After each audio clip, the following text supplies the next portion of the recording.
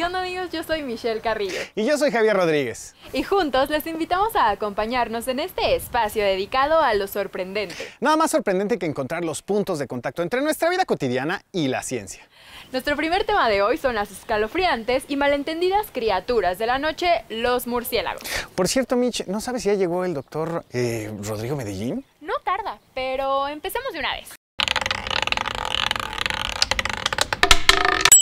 Bueno, pues vamos a arrancar. Corren las 5 cosas que seguro te interesará saber sobre los murciélagos.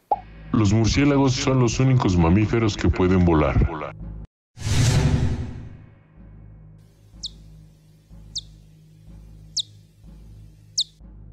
El murciélago pertenece al grupo de los quirópteros y tiene 5 dedos muy largos en cada mano. Entonces, uniendo los dedos de las manos con los brazos y las patas, se encuentra una membrana elástica y resistente de piel que al extenderse da forma a sus alas. Un poco como estos trajes de wingsuit de paracaidismo. Exacto, yo creo que los murciélagos en algo influyeron y de hecho a esto se le llama biomimetismo, diseños inspirados en la naturaleza. Digo, bueno, entonces queda, son el único mamífero que puede volar, pero las creencias populares los definen de 2 maneras. Una, que son peligrosas criaturas nocturnas, que saldrán por las noches para chupar sangre de los animales e incluso del cuello de los humanos. Y la otra, que solo viven en cuevas y que solo son ratones ciegos con alas. En primer lugar, no es ratón ni está ciego. Son cortos de vista, eso sí, pero localizan obstáculos y su alimento mediante un sistema de ultrasonidos de alta frecuencia que generan en la garganta y emiten por la boca o nariz. A esto se le conoce como la ecolocalización.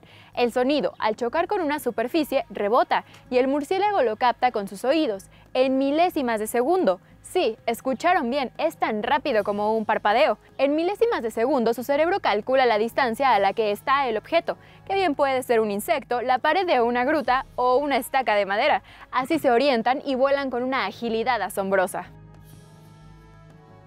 El murciélago es un ciudadano del mundo.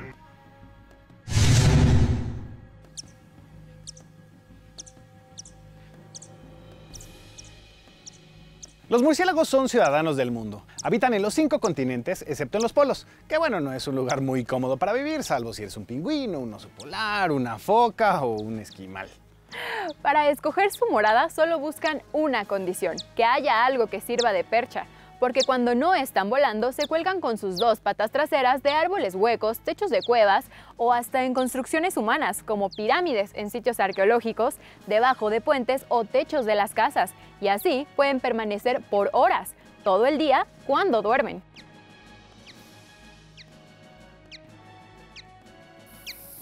Algunas especies forman grandes colonias en cuevas, colonias de millones de individuos, como la Cueva de Santiago en Nuevo León, con cerca de 5 millones de murciélagos, o la de Calakmul en Campeche, con cerca de 3 millones de quirópteros de 8 especies diferentes, una verdadera ciudad de murciélagos. Sin duda estas son más ajetreadas que Ciudad Gótica. Oye, pues vamos a continuar con un dato interesante. Como otras especies de mamíferos, las madres que salen a buscar comida dejan a sus bebés en su cueva, pero hay una especie de murciélago en particular que deja a sus crías, algo así como las maternidades o las guarderías. Imaginen enormes espacios con miles de crías que permanecen juntas. Cuando las madres regresan, vuelan sobre los pequeños hasta que localizan el sonido y el olor de su propia cría. Y si no está segura, prueba un poco de su orina. Después de reconocerse, el bebé se trepa al cuerpo de su madre y se van juntas. No todos beben sangre. Guácala, interrumpimos este programa para un spoiler. De las 1250 especies conocidas, solo 3 se alimentan de sangre. O sea que adiós al mito de que todo murciélago es vampiro. Híjole, qué frustrante. ¿Pero de qué se alimentan? Ya llegaremos a ese punto. Por lo pronto, déjame recordarte que el murciélago es un microquiróptero. Cierto. Los murciélagos que salen de sus refugios al atardecer y están activos durante la noche, donde encontraron un nicho ecológico con un enorme abanico de posibilidades alimenticias. Con un horario de trabajo ideal, con poca competencia y un mínimo de depredadores. ¡Ay, qué envidia, caray! Pero en verdad es que tienen muy mala imagen pública. Ya sé. Y sin embargo, juegan un papel fundamental en los ecosistemas donde habitan. La mayoría son insectívoros y ayudan a regular las poblaciones de insectos, que pueden ser plagas de cultivos. Sin los murciélagos tendremos que utilizar muchos más insecticidas de lo que hoy en día empleamos. Los que comen frutos dispersan muy bien las semillas porque van dejando semillas de esos frutos a kilómetros de distancia de donde se encontraba la planta madre. Y finalmente llegamos a los polinizadores, los que se alimentan de polen y néctar de las flores, como las abejas y los colibríes. Al meter su cara en la flor, su cuerpo se cubre de polen que llevarán de flor en flor fertilizándolas. Así, las plantas podrán producir frutos. Así se reproducen una gran variedad de plantas como muchos cactus del desierto, las ceibas de las selvas y los magueyes en todo el país. El trabajo de los murciélagos polinizadores no se distingue por si son ecosistemas naturales o si son campos de cultivo como los campos agaveros, de donde se obtienen productos deliciosos como el tequila, el mezcal y la bebida de los dioses, el pulque. Sin su trabajo de polinizadores, perderíamos un porcentaje alto de las frutas y verduras que consumimos. Entonces, ¿en qué quedamos con aquello de los chupasangre? A ver dónde los vamos a encontrar. Los murciélagos vampiro viven en las zonas tropicales de México, Centro y Suramérica. Como cualquier murciélago vuelan, pero necesitan caminar para acercarse a sus presas. Por la forma de su cuerpo son muy torpes para caminar, pero cuando llegan a su presa le hacen una pequeña incisión, generalmente en la pata o en la oreja del animal, y lamen su sangre que fluye sin coagularse hasta que se satisfacen. Híjole, a pesar de ser animales horrorosos, no, son súper lindos, pero sobre todo son animales fascinantes. Digamos que son disminuidamente agraciados, Mitch. Admito que lo que dices es parcialmente cierto y que su apariencia es, digamos, diferente. Pero el concepto de belleza es subjetivo. Quizá por eso tienen muy pocos depredadores. Como se mueven durante la noche, suelen tener un pelaje oscuro. Café, gris o casi negro. Varían mucho según sus hábitos alimenticios. Su rostro es delgado y largo si comen néctar, pero tienen enormes garras como anzuelos si se alimentan de peces y grandes orejas o extrañas narices que les permiten emitir y captar mejor el eco del sonido que producen y con el que se orientan. Debes admitir que feos, sí son, la verdad. Pero bueno, no tienen por qué parecerme lindos, ni siquiera a todos los humanos, pero quizá la belleza la debemos de ver por todos los servicios que nos dan y lo indispensable que son para los ecosistemas en donde viven. Tiene muy pocos depredadores. Pero bueno, es extraño que no tengan muchos depredadores. Por ejemplo, un enemigo importantísimo son los gatos domésticos, que los acechan en los árboles donde también se refugian los murciélagos.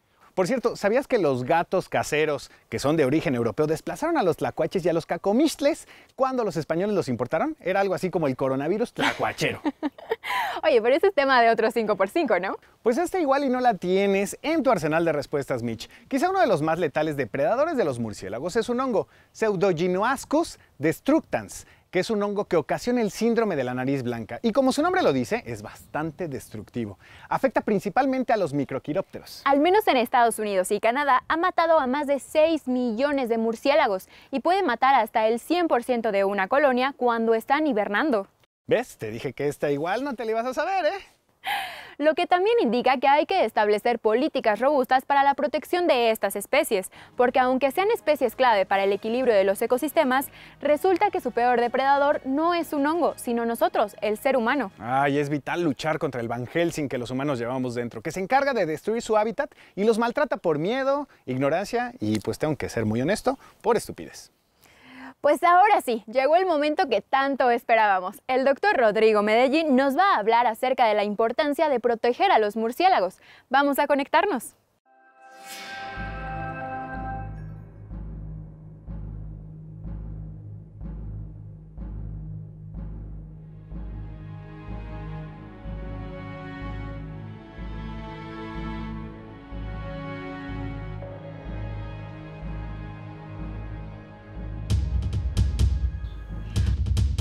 Pareciera que la conservación es incompatible con el desarrollo social y económico. ¿Esta idea es cierta en el contexto de los murciélagos y los magueyes? La conservación de los murciélagos y los magueyes es absolutamente esencial para un desarrollo económico sano, para un desarrollo sustentable verdadero y para el futuro del país. ¿Qué relación existe entre la polinización de los murciélagos y la salud de los agaves? Están vinculados desde hace más de 10 millones de años. Entonces, si no tenemos a los murciélagos allí intercambiando polen entre las flores de agaves distintos, los agaves van a estar perdiendo diversidad genética, lo que quiere decir que van a tener menores posibilidades de adaptarse a cambios traídos por plagas nuevas, por enfermedades, por cambios en el ecosistema, por cambios en el clima. ¿Qué beneficios obtienen los agricultores de esta relación y de este cuidado con los murciélagos? Los agricultores y productores de agaves, sea para pulque, para mezcal, para tequila, para bacanora, etc., reciben el beneficio de que al permitir que los murciélagos polinicen sus plantas, ellos aseguran el futuro de esas plantas y esos agaves se van a mantener sanos por muchas generaciones. ¿Existe algún proyecto que logre conjuntar ambas necesidades y que nosotros podamos apoyar? Si quieres apoyar a los agricultores, Javier, lo mejor que puedes hacer es promover la idea de que los murciélagos son absolutamente esenciales para el funcionamiento de los ecosistemas, no solamente para los agaves y para el tequila y para el mezcal, sino para el funcionamiento de todos los ecosistemas. ¿Existe algún proyecto que logre conjuntar ambas necesidades y que nosotros podamos apoyar? Claro que sí, Michelle, tenemos un proyecto dentro de la UNAM en donde unimos esfuerzos con el Tequila Interchange Project y con muchos productores de tequila y de mezcal, en donde estamos ayudándolos a que ellos produzcan un tequila y un mezcal que sea amigable con los murciélagos y al mismo tiempo estamos beneficiando a las plantas de agave para que en futuras generaciones no tengan problemas de adaptarse a enfermedades nuevas, a plagas nuevas, a cambios en el clima, etc. ¿Qué significa esto de Bat Friendly? Nosotros empezamos a trabajar con los productores hace apenas unos años, en 2015 por allí. Llegamos con la idea de que si ellos permitían un cierto porcentaje de los agaves a que florecieran y que los murciélagos llegaran a polinizar y a intercambiar polen entre esas plantas florecidas y otras plantas florecidas, el futuro de los agaves estaba asegurado y estaban beneficiando a los murciélagos, que son sus aliados, que son nuestros aliados durante toda la vida. ¿Qué responsabilidad real tienen los murciélagos en la transmisión de este nuevo coronavirus? Los murciélagos no tienen absolutamente nada que ver con la transmisión del SARS-CoV-2, el virus que causa el COVID-19. No tienen absolutamente nada que ver. Se ha demostrado ya varias veces. El virus que nos está afectando ya a casi 2 millones de seres humanos no es un virus que tengan los murciélagos.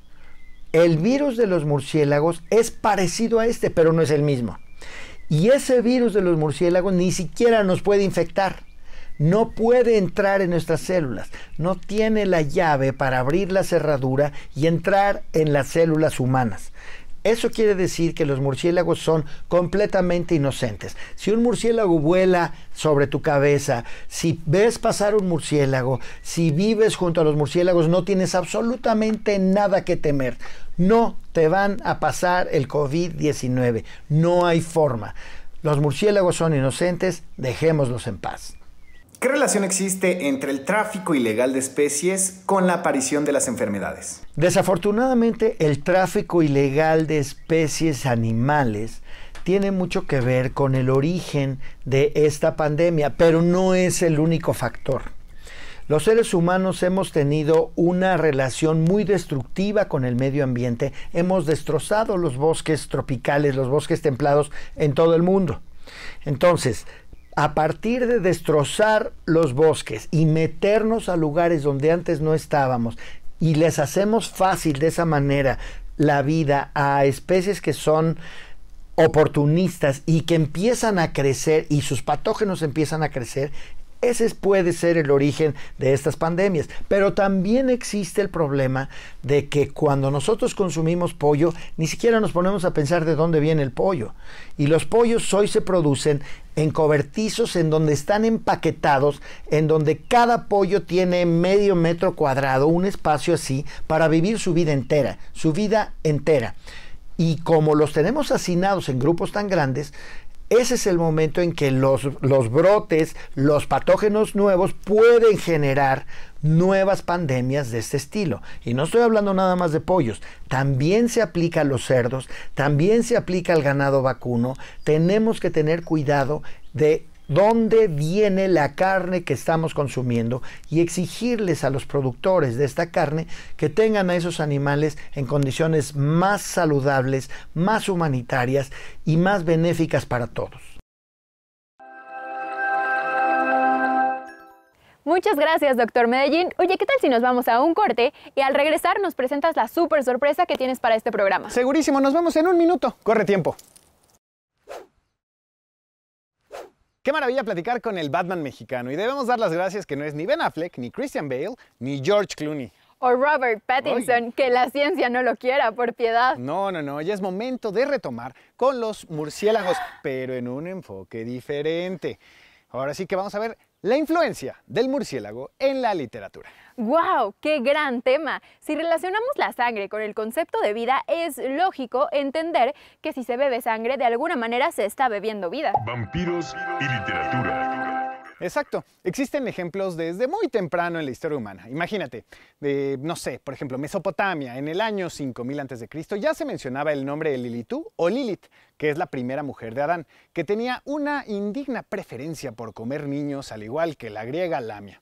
Hay mitos de vampiros en China donde dejaban los cadáveres un día al sol para que los vampiros, ahora sí que desde entonces, que ya eran criaturas nocturnas, bueno, pues fueran a beber su sangre. Y desde China, Mesopotamia y Grecia emigraron a Europa, de donde se fue consolidando el mito del vampiro chupasangre, tal y como lo conocemos hoy. Sí, y ya después vienen versiones de vampiros en Rumania, donde una princesa que se bañaba en la sangre de sus víctimas, pues para conservar la juventud, ¿no? Y en el siglo XVII se culpó a los pobres vampiritos de una epidemia de anthrax. ¿No te suena? Pobrecitos, sospechosos comunes. Pero la literatura contemporánea de vampiros llegó en 1816 con poemas y relatos de personas que regresaban de la muerte para encontrarse con su amada, como El aparecido de Baudelaire. El primero. Los responsables del primer cuento de la literatura europea fueron Lord Byron y John William Polidori.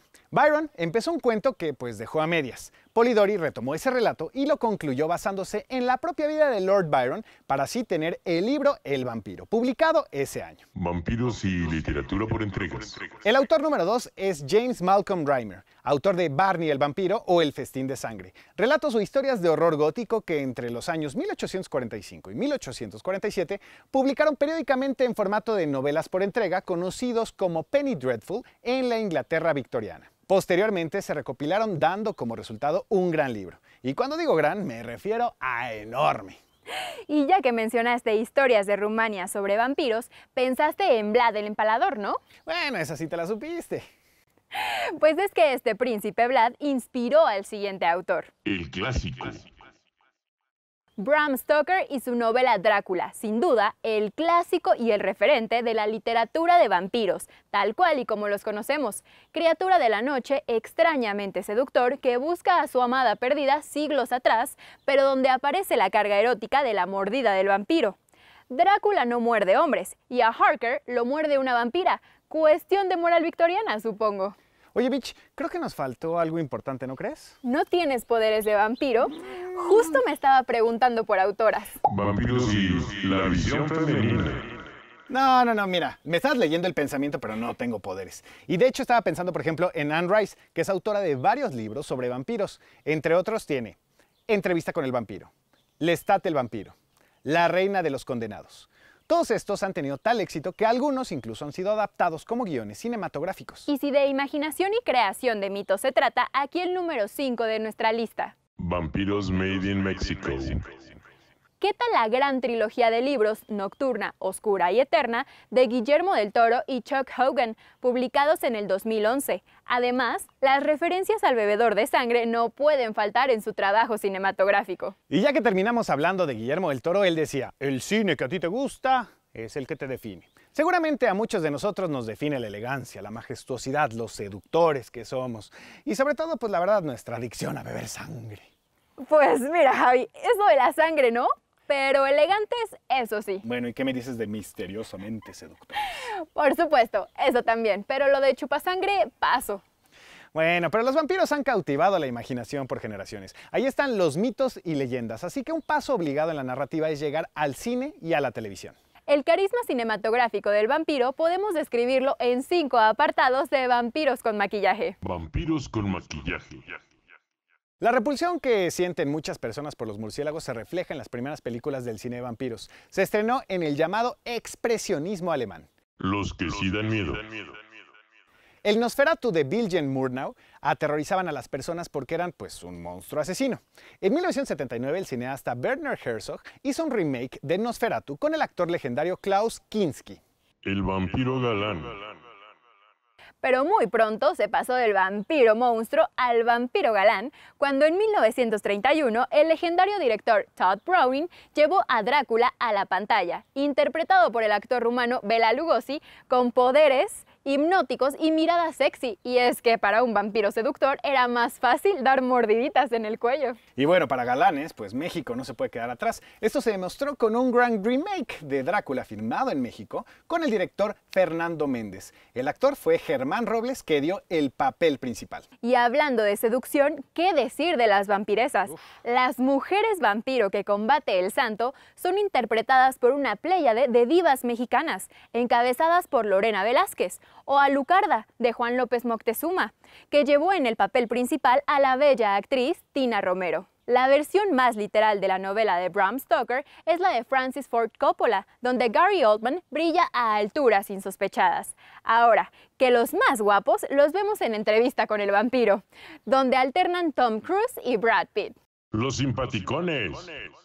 Pero el murciélago no es solo seductor, también hay simpáticos. Se han filmado grandes comedias con el tema. La más memorable, La danza de los vampiros de Roman Polanski, que arrancó las carcajadas de los espectadores. Por ejemplo, también está la animación cubana Vampiros de La Habana de Juan Padrón, donde los vampiros succionan, pero en popotes la sangre. O la parodia de New Age de Jim Jarmusch, Solo los amantes sobreviven. O Las sombras tenebrosas de Tim Burton. Nuestros vampiros son tan versátiles que han sido objeto de moda. La famosa moda gótica o dark, que llegó a México en los 90, inició en Europa en los años 80. Sofisticados. Y se lanzó mundialmente en la película El ansia de Tony Scott de 1982, donde David Bowie, Catherine Deneuve, Susan Sarandon y la música de Peter Murphy de Bauhaus hicieron la delicia de los jóvenes que vestían de negro, con largos abrigos y uñas negras. Y no puede faltar la Batimanía, que inicia con la película de Tim Burton que inauguró la era del héroe murciélago, el detective oscuro que hace la delicia de niños y adultos. Actualmente el vampiro es más apreciado y hasta se le quiere. ¿Sí? Y con ello hemos llegado a la nueva era de los vampiros light, con valores morales y que son familia. El buen vecino. En la gran película sueca Déjame entrar, la vampirita defiende del bullying escolar al niño protagonista. En la saga Crepúsculo, el gran éxito de ventas, donde se rompe todos los esquemas clásicos de los vampiros nocturnos y antisolares, todos los vampiros son guapos y jóvenes, se casan, tienen bebés, viven en familia y cuidan a la comunidad y al medio ambiente. Las últimas películas de la saga fueron fotografiadas por el fotógrafo mexicano Guillermo Navarro, que llegó a Hollywood con una película de vampiros que no está ligada a los murciélagos, sino a los insectos chupasangre, la invención de Cronos de Guillermo del Toro, donde el abuelo vampiro salva el día. Como puedes ver, Mitch, en el cine murciélago ha sido el feo, pero también el guapo de la película. Es repulsivo, pero también seductor. Y bueno, también es simpático y hasta a veces chistoso.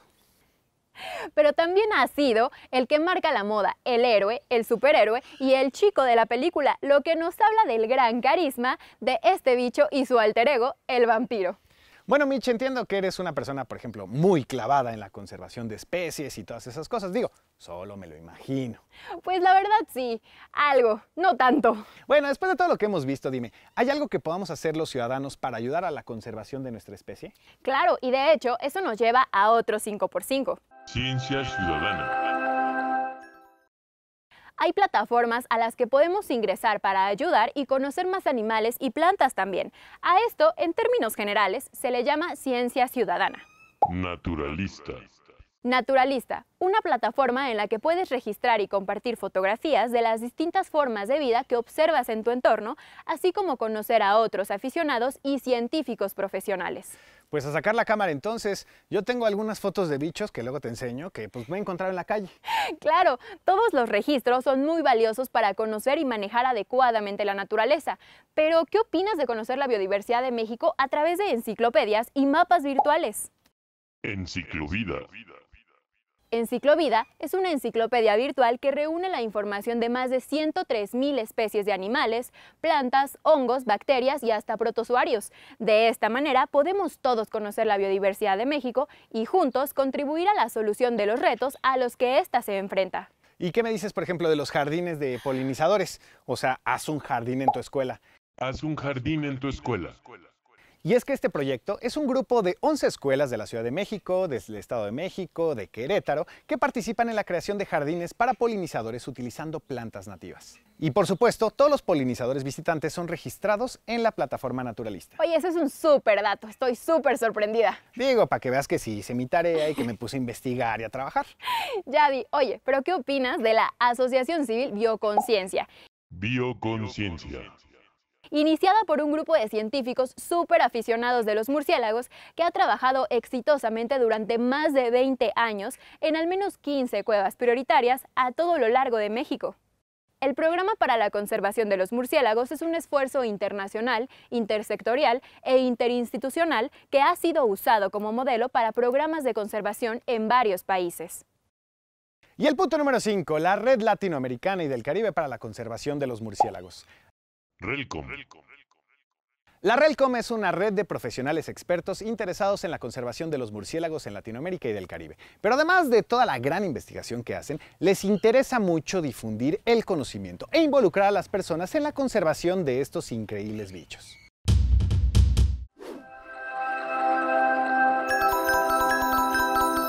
Mi momento favorito del día es cuando finalmente llegamos todos en mi familia a cenar, a platicar de lo que hicimos en el día, a disfrutar de cocinar en conjunto, a comentar lo que hicimos y a planear el día siguiente. Estar en la familia, estar en contacto, estar platicando con el cariño, con el amor de la familia, me parece lo más satisfactorio que puedo tener. Jamás voy a renunciar a la ciencia.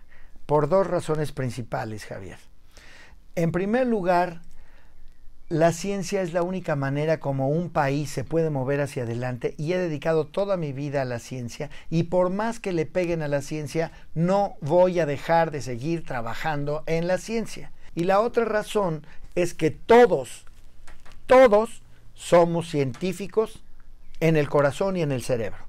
Desde el niño pequeño, desde el bebé que anda recogiendo piedritas en el piso y se las mete a la boca, aprendiendo lo que es una piedra, lo que es cualquier cosita, una hoja, lo que sea que se meta a la boca, ese niño está siendo un científico. Y un señor mayor que está caminando allí en la calle con su andadera y viendo las flores, disfrutando de los colores, etcétera, también está siendo científico. Entonces, aunque quisiera yo, no podría dejar de ser científico, igualmente que todos los seres humanos no podemos dejar de ser científicos. Tenemos reprimido ese aspecto de la ciencia, pero todos somos científicos en el corazón. Mi pasatiempo favorito siempre ha sido cocinar para mi familia, pasarme horas y horas y horas en la cocina y aprender nuevas recetas y entrenarlas y servirle a la gente lo que yo cocino. Siempre ha sido una fuente de mucho placer para mí.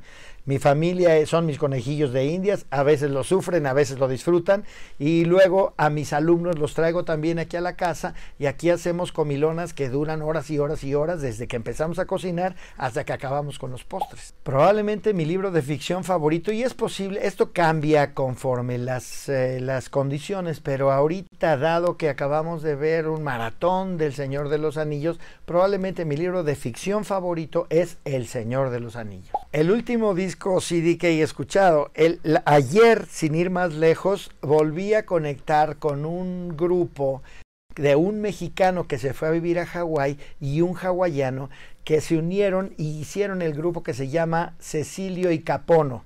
Son de los 80s y hoy siguen grabando, siguen haciendo música de sentirse bien, es rock contemporáneo, muy buenos músicos, extraordinarios cantantes, y las canciones que ellos cantan me dicen mucho para mí, para mi yo interno, para mi espíritu. Si fuera un murciélago, ¿cuál sería? Si yo fuera un murciélago, probablemente sería un Centurio Cenex, el murciélago de la cara arrugada. Pero si yo pudiera ser un murciélago que yo quisiera ser, yo sería el falso vampiro de Linneo, el Vampirum spectrum, el murciélago más grande de este continente, que se alimenta de ratones, de pajaritos y de otros murciélagos. Fascinante animal, en peligro de extinción, muy poco conocido, pero con una vida súper interesante. Michelle y Javier, qué gustazo poder platicar con ustedes este rato. Por favor, quédense en casa y disfruten mucho esta situación, aprendan mucho de ella.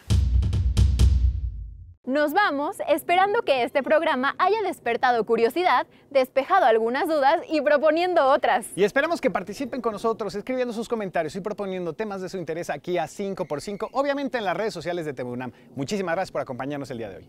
Los esperamos en 8 días para platicar sobre la última época glacial y luego sobre dinosaurios No, espérate, Mitch, espérate. Eso es todo por hoy. No spoilees el siguiente programa. Está bien. Los esperamos.